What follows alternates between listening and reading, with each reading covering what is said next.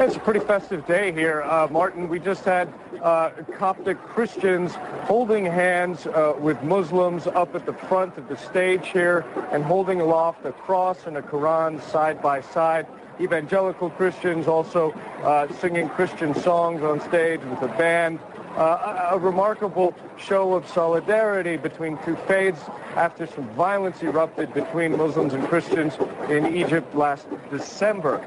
Meanwhile, you still have an interesting change here. Rather than the running battles against supporters of the Mubarak regime, now what you have is outside the barricades that encircle and protect this opposition enclave in the heart of Cairo. Now you have demonstrators who are maintaining vigils seated outside the barricades. They were there all night. Why?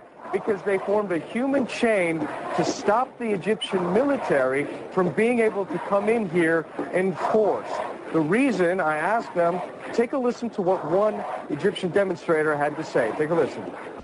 To prevent this to move, to go inside, to open area. And you can see there he was pointing to the people who had surrounded an Egyptian military armored personnel carrier. Now, why some of the distrust?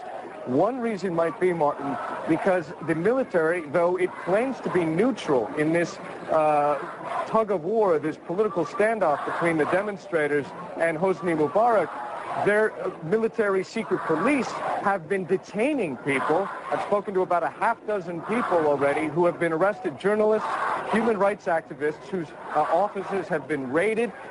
Some of the journalists describing being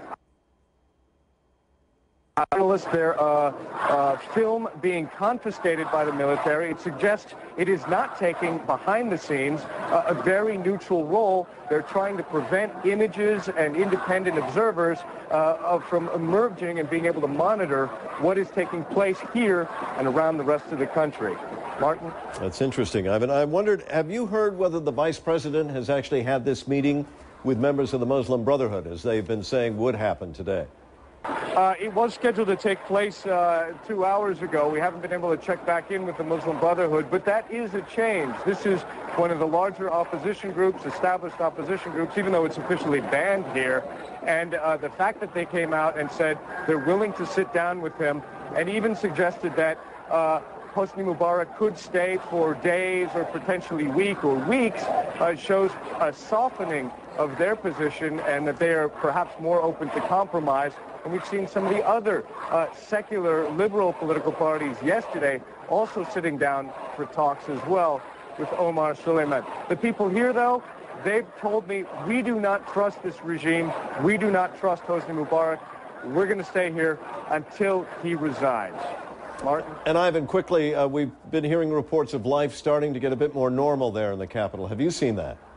Well, I've been within the enclave, which is a completely different world. I mean, you've had thousands of people camping out here. You have this strange, I don't know how to describe it, except that people speak in idealistic terms of revolution and all different economic classes here and professions and faiths. So it's this strange, almost utopian bubble that has emerged where people are doing sidewalk art now.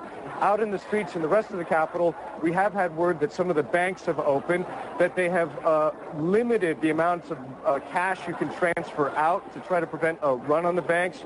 For instance, a limit of a maximum of $10,000.